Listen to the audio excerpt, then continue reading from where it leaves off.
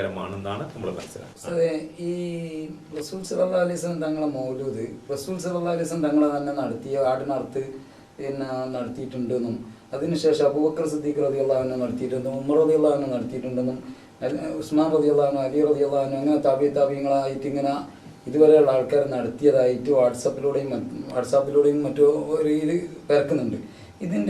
ഇതിൽ എന്തെങ്കിലും തെളിവുണ്ടോ? എന്തെങ്കിലും അതിന് ഏതെങ്കിലും സനദോ കാര്യങ്ങളോ അതിന് വിശ്വാസയോഗ്യമായിട്ട് എന്തെങ്കിലും ഉണ്ടോ എന്ന് പറഞ്ഞാൽ നന്നായിരുന്നു. അത് ഒരു വലിയൊരു തെറ്റിദ്ധാരിപ്പിക്കൽ ആ പേരിൽ നടക്കുന്നുണ്ട്. ഈ തുർക്കിയില് കുറച്ച് ആളുകൾ, അവിടെ ഇസ്തംബൂളില് കുറച്ച് സൂഫിസത്തിന്റെ ആളുകളുണ്ട്.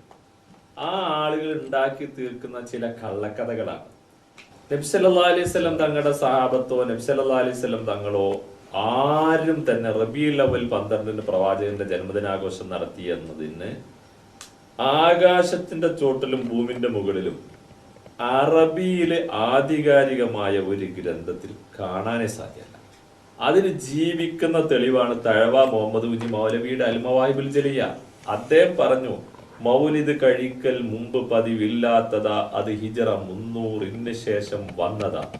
തഴവ പച്ച മലയാളത്തിൽ പറഞ്ഞു, ഹിജറ 300 വരെ പരിപാടി ഉണ്ടായിട്ടില്ല. റസൂലുള്ള ജന്മദിനം ആഘോഷിച്ചിട്ടുണ്ട്, സിദ്ദീഖുൽ അക്ബർ ചെയ്തിട്ടുണ്ട്, 4 ഖലീഫമാർ ചെയ്തിട്ടുണ്ട്, ഇങ്ങനെയുള്ള മഹാന്മാരൊക്കെ ചെയ്തിട്ടുണ്ടെങ്കിൽ തഴവ നുണ പറയോ? തഴവന്റെ അൽ മവാഹിബുൽ ജലിയ ഇപ്പോഴും ഇവര് വിറ്റുകാശാക്കുക. ആ ഭാഗമൊന്നും തിരുത്താൻ ഇവരാരും ശ്രമിക്കുന്നില്ല. വസ്തുത അതാണ്. നബി സല്ലല്ലാഹു അലൈഹി വസല്ലം തങ്ങളുടെ കാലം മാത്രമല്ല, ഇവരിപ്പോ നമ്മളോട് തിരിച്ചു ചോദിക്കാറുണ്ട് പല ചോദ്യങ്ങളും ഇതിന് വിപരീതമായി അന്ന് ഉണ്ടായിട്ടില്ല എന്ന് പറഞ്ഞുകൊണ്ട് തന്നെ ഇവർ ചോദ്യങ്ങളും ഉന്നയിക്കാറുണ്ട്.